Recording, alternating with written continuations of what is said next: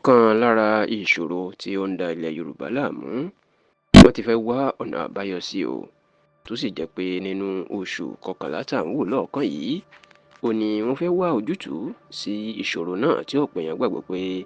òun gan ló ń fa Yorùbá sẹ́yìn tí ò sì jẹ́ kó sí ìṣọ̀kan àti kí ò jẹ́ kí ẹnu Yorùbá kó kò láéláé. Ǹjẹ́ kí ni ìṣòro náà? Kí ni ọ̀nà àbáyọ àwọn wo ló fẹ́ wá sí i? Ó mà ní ìṣòro àìní olórí àti aṣíwájú èyí tí wọ́n ló ń fa ìran Yorùbá sẹ́yìn, ìyún ẹni tí ó dàbí olórí àti aṣíwájú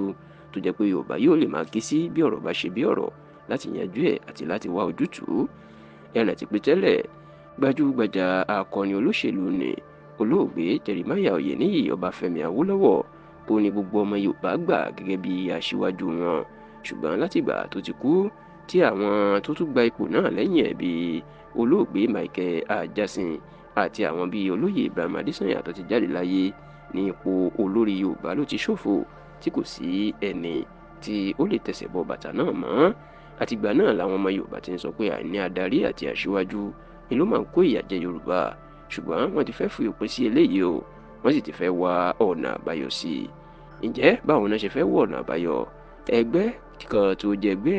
ìgbìmọ̀ àpapọ̀ Yorùbá lágbàáyé, ìyẹn Yorùbá Council Worldwide, àwọn ló máa jí gìrì tájìdí sílẹ̀ yìí tí wọ́n sì ti fẹ́ wá ọ̀nà àbáyọ sí ìṣòro tó ń da Yorùbá láàmú yìí, pẹ̀lú bí wọ́n ṣe fẹ́ yan Ọọ̀ni Ilé-Ifẹ̀ gẹ́gẹ́ bí olórí gbogbo ọba àti gbogbo olórí ọmọ Yorùbá pátápátá ní ilẹ̀ Yorùbá, tó sì jẹ́ pé ní ọjọ́ keje oṣù kọkànlá tó ń bọ̀ yìí, the 7th of November 2024, ìní gbogbo ìpàdé àwọn lọ́balọ́ba àti gbogbo àwọn àgbàlẹ̀ Yorùbá yóò wáyé ní ìpínlẹ̀ Èkó. Gẹ́gẹ́ bí ààrẹ ẹgbẹ́ náà, Ààrẹ Olúdọ̀tun Hassan bó ṣe ṣàlàyé fún tẹlifíṣàn Yorùbá Tòótọ́, ó ní inú gbọ̀ngàn ayẹyẹ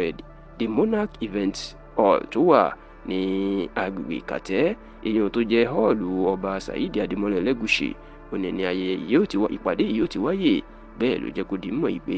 ní báyìí o, Ọọ̀ni ni làwọn yàn gẹ́gẹ́ bí olórí fún gbogbo ilẹ̀ Yorùbá àti aṣíwájú, tó sì ní gẹ́gẹ́ bó ṣe jẹ́ pé àwọn ọba ni bàbá àti aṣíwájú ilẹ̀ Yorùbá, tó sì jẹ́ pé Ọọ̀ni ni olórí aládé gbogbo gẹ́gẹ́ bí àrólé Oòduà tó tún jẹ́ olórí ọba Orísun gbogbo Yorùbá, ìyẹn Olú Ilé-Ifẹ̀. Ó ní òní ipò náà tọ́ sí o, tó sì jẹ́ pé ó ní Ọọ̀ni ní kí gbogbo ọmọ Yorùbá kán gbà gẹ́gẹ́ bí aṣíwájú àti adarí báyìí, kí gbogbo àwọn tó kù náà pàápàá àwọn lọ́balọ́ba káwọn náà sì gbà fún ká ṣàtìlẹ́yìn fún láti jọ gbé ilẹ̀ Yorùbá lọ sókè.